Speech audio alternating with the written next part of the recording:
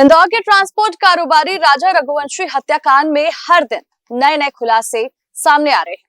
अब इस केस में सोनम और राज के चैट्स ने नए राज से पर्दा उठा दिया है। राजा की पत्नी सोनम ने शादी के महज 3 दिन बाद ही अपने प्रेमी राज कुशवाहा के साथ मिलकर हत्या की साजिश रच ली थी। राज और सोनम के मोबाइल चैट सामने आए, जिसके मुताबिक सोनम को राजा का करीब आना पसंद नहीं था।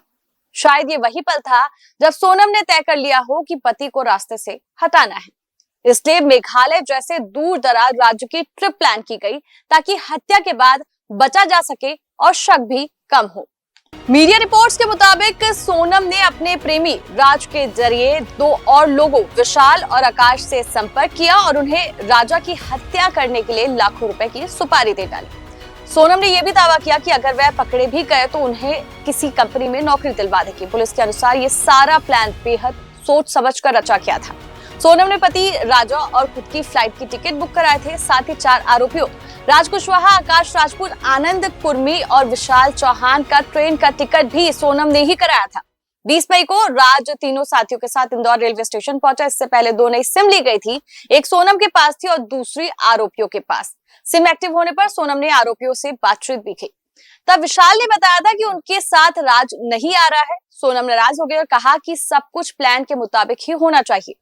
इस दौरान पूरे समय सोनम राज को लगातार अपनी लोकेशन भेजती रही, उसके साथ कांटेक्ट में भी थी। गुवाहाटी में ही पेड़ काटने वाला हथियार ऑनलाइन खरीदा किया। जिस होटल में सोनम राजा रुके थे उससे कुछ ही दूरी पर तीनों आरोपी भी एक कमरा लेकर रुक गए। तीनों हथियार लेकर साथ घूमते रहे। सोनम ने इशारे का इंतजार करते रहे। उनका प्लान था कि हत्या ऐसे इलाके में करेंगे जहां जंगल हो और आसपास कोई भी सीसीटीवी कैमरा ना हो, ताकि घटना को लूट जैसा दिखाया जा सके। परिवार का दावा है कि दोनों का शिलोंग जाने का कोई प्लान नहीं था, केवल गुवाहाटी से दर्शन करके लौटना था। लेकिन सोनम के कहने पर सब चेरापूंजी तक चले गए। 23 मई को इस जोड़े के साथ एक गाइड भी था, जिसे सोनम ने बहाने से पहले तो वापस भेज दिया और उसके बाद फिर राजा का मोबाइल भी बंद करवा दिया। इसके बाद सोनम उसे घने जंगल वाली जगह पर ले गई। तीनों आरोपी भी पीछे पीछे से आ रहे थे। थोड़ी देर बाद सुनसान जगह देखकर सोनम ने चिल्लाकर कहा, इसे मार दो, मैं 20 लाख रुपए दूंगी।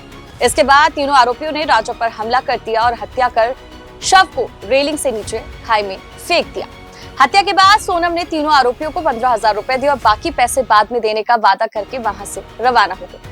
आरोपी भी अपने अपने घर ट्रेन से रवाना हुए। इसके बाद सोनम ने तीनों आरोपियों से कोई भी कांटेक्ट नहीं किया।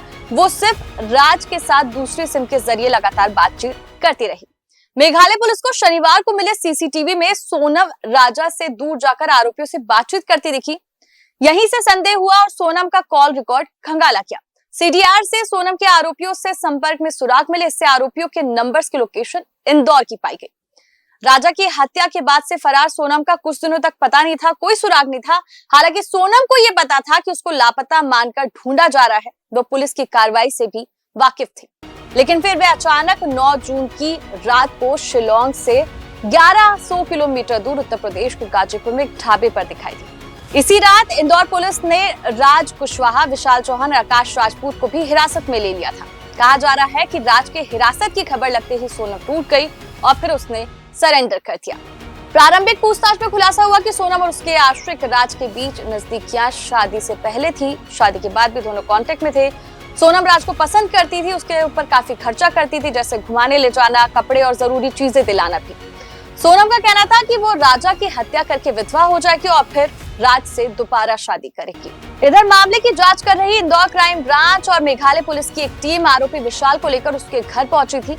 राजा पर पहला वार विशाल ने ही किया था। उसके घर से हत्या के दौरान पहनी गई शर्ट और जींस मिली, जिसे जब्त कर फॉरेंसिक जांच के लिए भेज दिया गया है। शिलोंग एसपी की बताए द्वारा जानकारी के मुताबिक पति राजा रघुवंशी की हत्या के बाद सोनम 25 मई को शिलोंग से सिलीगुड़ी के रास्ते ट्रेन से इंदौर पहुंची थी और किराए के कमरे में रुकी थी। सोनम को एक ड्राइवर ने वाराणसी में ड्रॉप किया था, जहां से वह गाजीपुर पहुंची थी। इस केस में पूरी जांच मेघालय पुलिस को सौंप दी गई है। 4 सदस्यीय टीम ने सोमवार रात को सोनम को यूपी के गाजीपुर की कोर्ट में पेश किया। 3 दिन की ट्रांजिट रिमांड पर शिलोंग ले गए हैं। इंदौर से पकड़े गए 3 आरोपी और बीना से हिरासत में ले गए चौथे आरोपी को भी 7 दिन की रिमांड मंजूर कर शिलोंग भेज दिया गया है।